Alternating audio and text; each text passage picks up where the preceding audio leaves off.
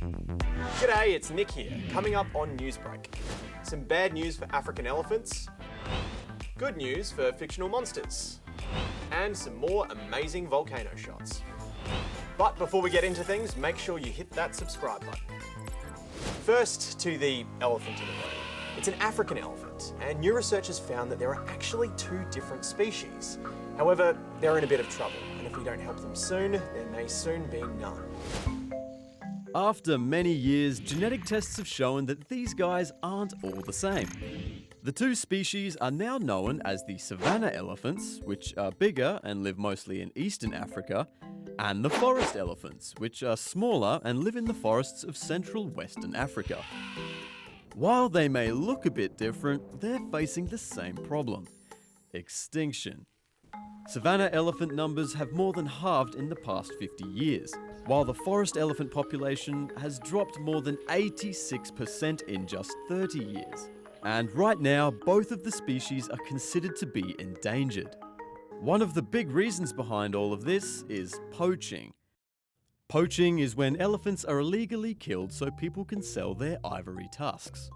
Not only that, habitat destruction has also been devastating for forest elephants. Land degradation, habitat loss, those ones are things that need more focus because it's a silent killer. Thanks to the hard work of rangers and conservation programs over the past few years, the decline of the African elephant has started to slow down. But experts reckon there's still a lot more that needs to be done to stop them disappearing forever. The big flood cleanup is continuing in New South Wales and Queensland. It's done heaps of damage to people's homes and farms. Farmers have lost livestock, fences, machinery, and in some places, the best crop they've had in years. We've only just got ourselves out of debt from the drought.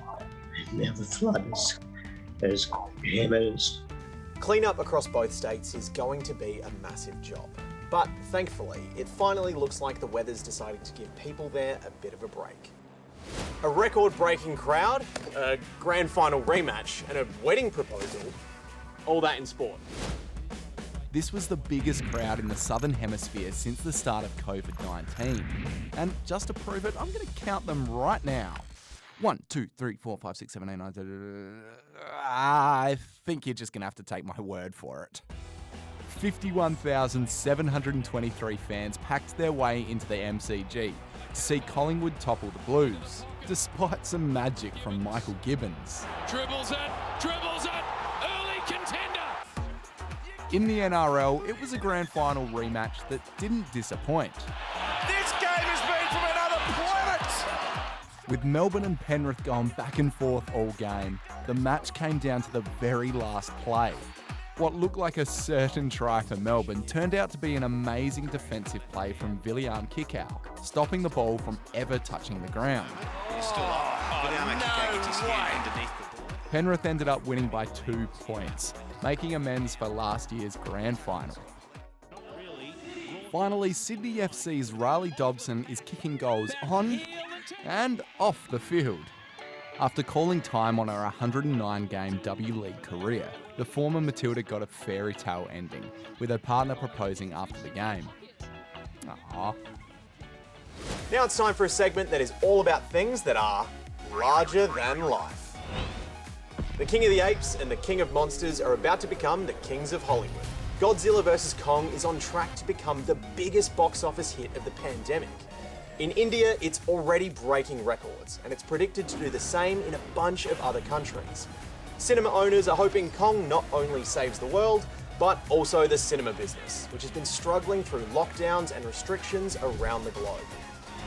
This is the famously large Christ the Redeemer statue. It's one of the biggest of its kind in the world, and it lives in the clouds overlooking the Brazilian city of Rio de Janeiro. And for its 90th birthday, it's finally getting some renos done.